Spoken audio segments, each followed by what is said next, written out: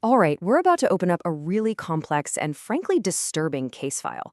In this explainer, we're going to systematically break down a series of legal filings and personal documents that allege a years-long high-tech conspiracy, which the authors call the show radio.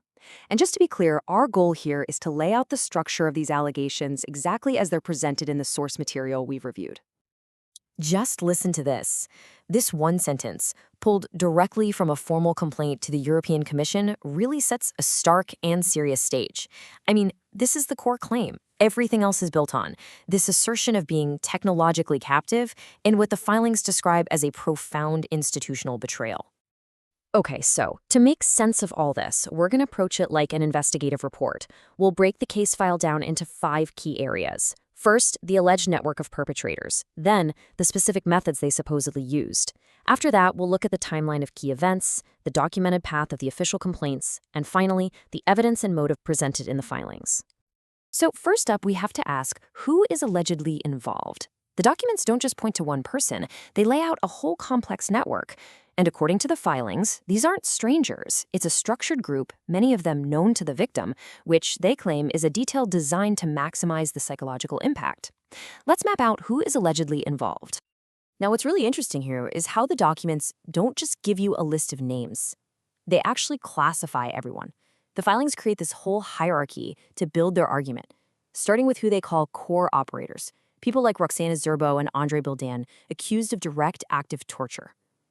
Then you have complicit professionals, and even obstructing officials, who are accused of either enabling the abuse or just failing to act.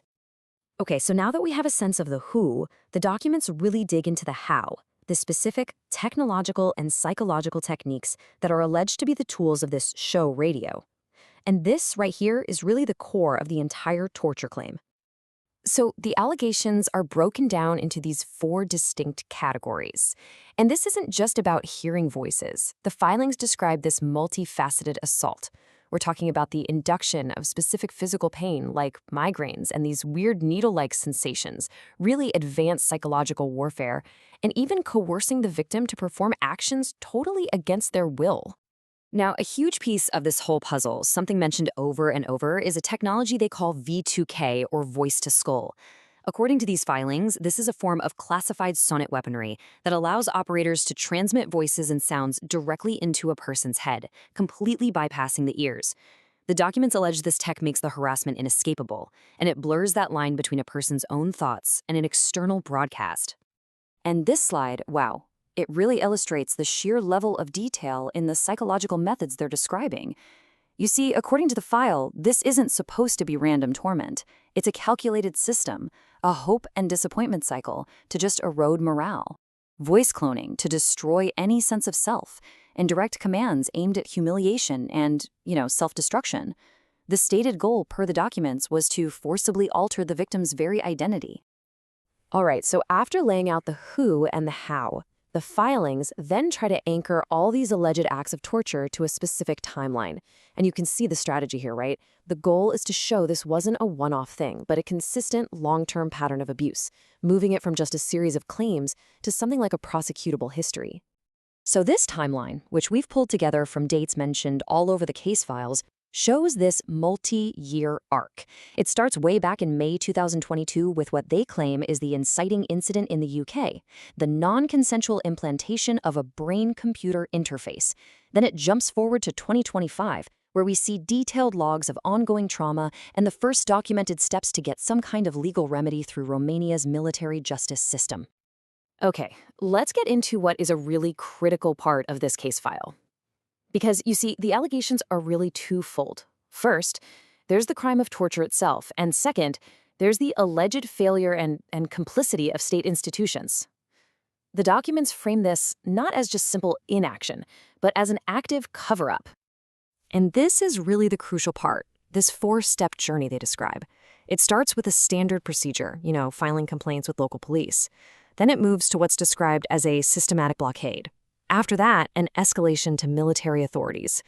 And then it all culminates in what the documents call a shocking reversal.